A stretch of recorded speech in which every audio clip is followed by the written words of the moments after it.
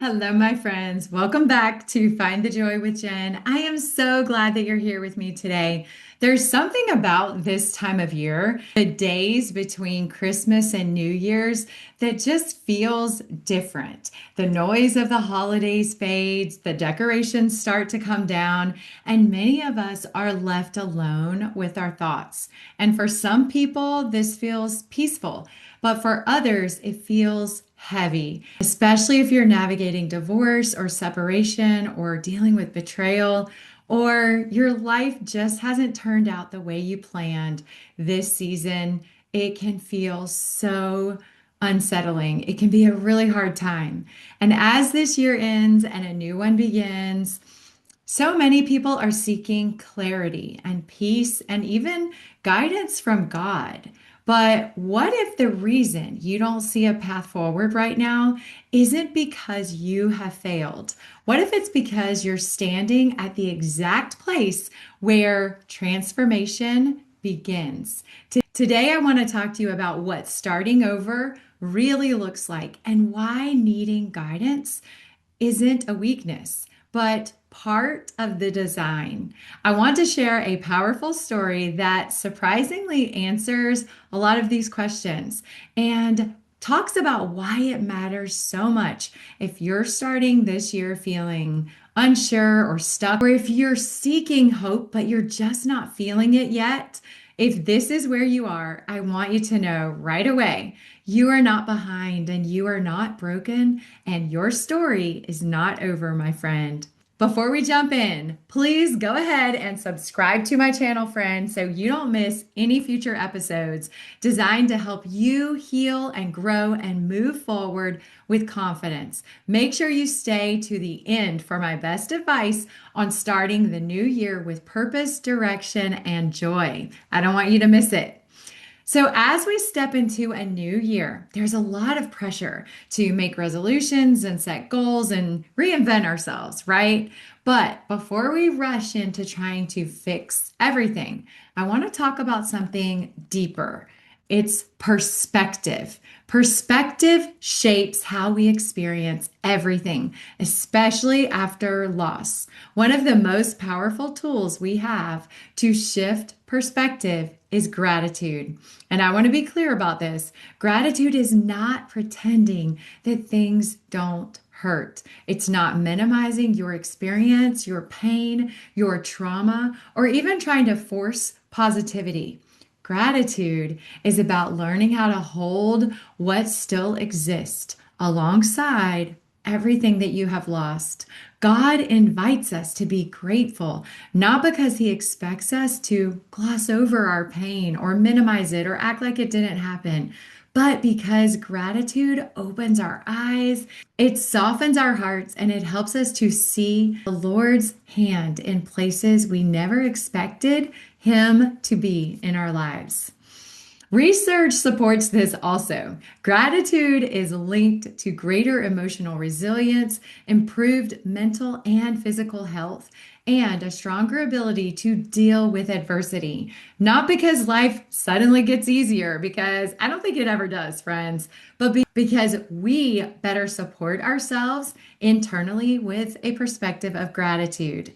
One of the most important things I teach my clients is this: events happen, but meaning is something we create.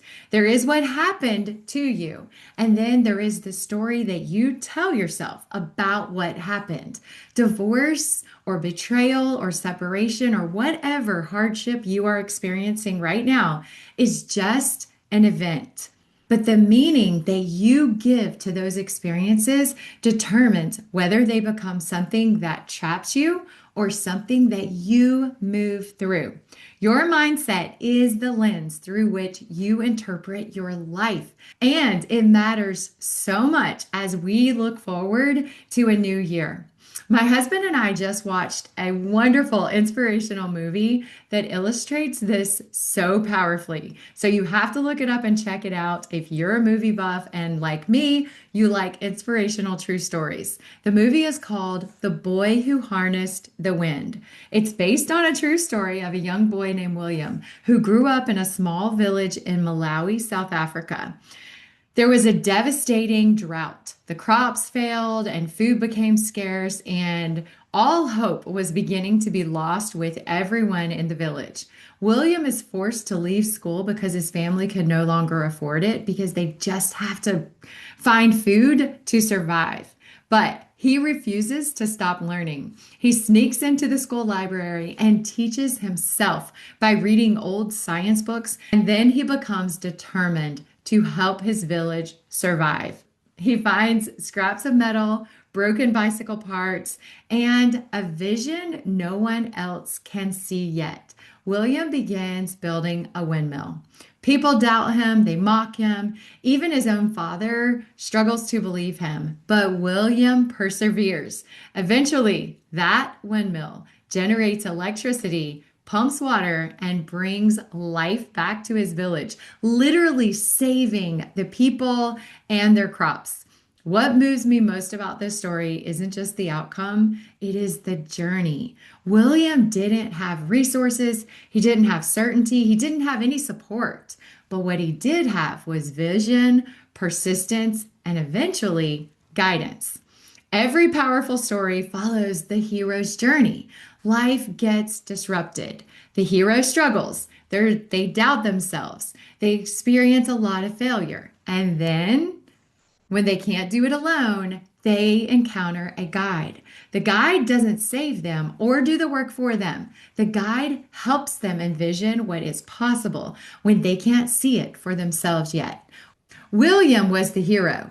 The windmill was the transformation, but guidance made the breakthrough possible. If you're looking at starting the new year, unsure of how to rebuild your life, or if joy feels distant or even impossible for you right now, please hear this clearly. Divorce is not a failure. It is an experience that you pass through, not an identity that you carry with you. You are capable, you are worthy, and you are still able to create a meaningful, fulfilling future for yourself.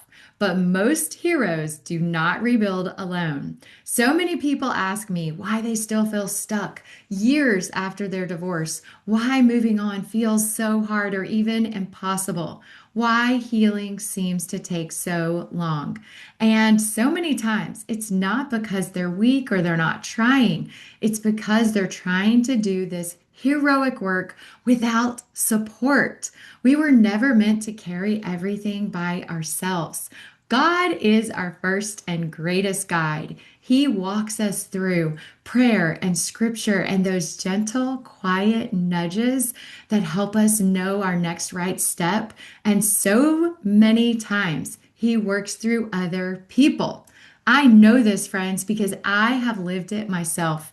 After my own divorce, I knew my faith mattered. I knew God was not done helping me, but I also knew I didn't want to stay stuck in survival mode. So I learned and I healed and I rebuilt my life. And now my purpose is to help you do the same with clarity, compassion, and way less struggle and hardship than trying to figure it out on your own. My mission is to help you get to the joy quicker and easier than I did, friends. As this new year begins, I want to invite you to gently ask yourself a few questions. Where am I still hurting? Where do I feel stuck or unsure about my path forward? What patterns do I see repeating in my life? And what kind of joy do I actually want to experience this year? Healing does not require perfection. It requires willingness. And often it requires a guide who can walk beside you while you rebuild, guiding you and helping you know the next right steps to take.